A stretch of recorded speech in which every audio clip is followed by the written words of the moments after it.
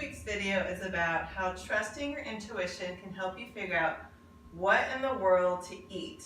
Now, for those of you that don't know, I've been a health coach and nutritionist for about 13 years, since 2005. And it started off with me gaining weight, and I never thought that I would be a health coach, and that's discussed in a previous video. But since I've been health coaching for so long, one thing that I've noticed is that the foods for each person are totally different. Like what will work for them the best, so they're feeling their best, they have the most energy, they're at a healthy weight, all their blood numbers are good, are all different. So there's a term called bioindividuality, which essentially means that we're all different and we're all unique. So what to eat? Once upon a time when I was in nutrition school, first of all, I was scared to eat fats, right? Because I was counting every single calorie in the world.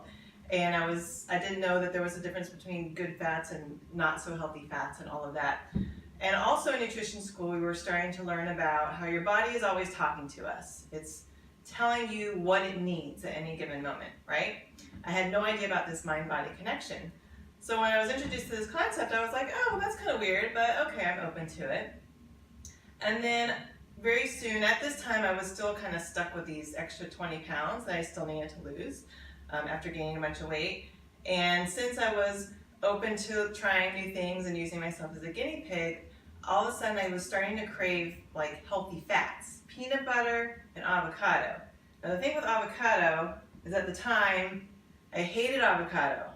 I never understood why my sisters liked it. I was like, it's like green and slimy, and my one sister especially, she would be obsessed with avocados and guacamole. It's like, that's just the weirdest food ever. But I was trusting my intuition, and so when I was craving an avocado, I ate the avocado. If I was craving a peanut butter or an almond butter, I would eat that. And I didn't really worry about calories anymore. I was more like just trusting what my body was telling me. And then I lost that last 20 pounds really, really quickly, pretty much like that. And then at one point I tried to be vegan. I probably did it wrong, but because half the school that I was in, everyone was vegan. I was like, okay, well maybe let me try this thing.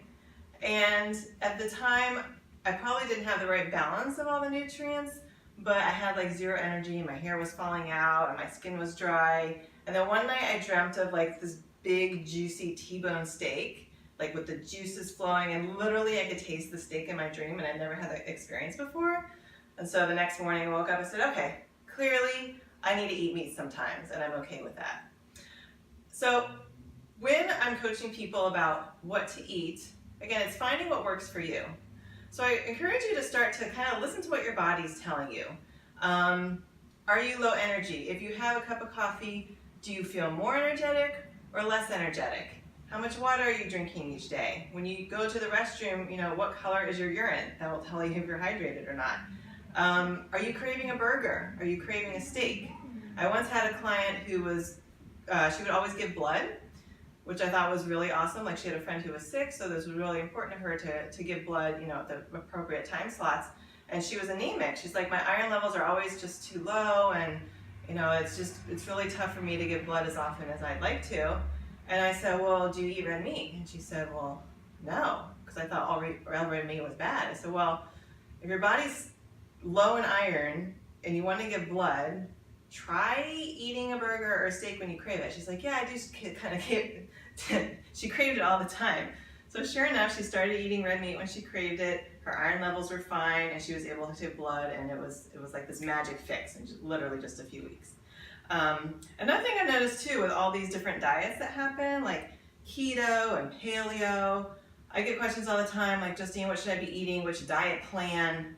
And I never subscribe to one specific plan, because one plan isn't necessarily for every human ever, right? And also they seem to be cyclical. Like paleo is kind of similar to Atkins. Okay, I did Atkins back in the day. Keto I did 20 years ago. Okay, so now it's making a reemergence. But it's more like, is it sustainable for you? Do you feel good? Are all your blood numbers good? Whether you're pescatarian, vegetarian, all the different Aryans that exist, it's figuring out what works for you. So here's just an example of some of the things that I eat, always in moderation. I mean, sure, sometimes I have pizza or I have chocolate. I mean, I'm not like 100% perfect all the time, nor do we need to be, because I don't think that's sustainable either. But it's all about moderation. So every so often I like some cheese. I like mozzarella cheese because it's, look at these, you can't really OD on cheese sticks. I love plain Greek yogurt, and they now have this like Icelandic yogurt, really good in probiotics. I always get the plain, and you always want to look at the sugar content. They've changed the labels to where the calories are bigger and they include added sugars.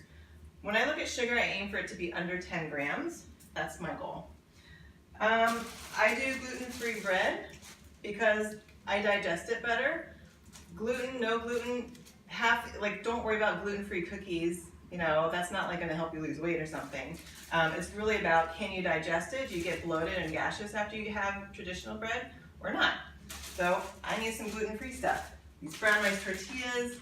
I love some romaine lettuce hearts. You can like put turkey or whatever, or even, you know, a healthy burger in there.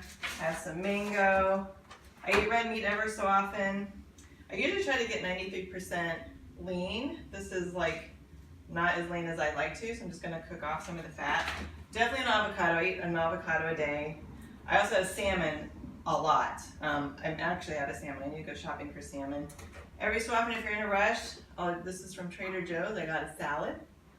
Look at the sodium. This is 270 milligrams. A lot of salad wraps, they put in so much sodium, and then you're like so bloated the next day. For me, I try to have it be under 300 milligrams when I'm looking at a label. That's kind of my rule.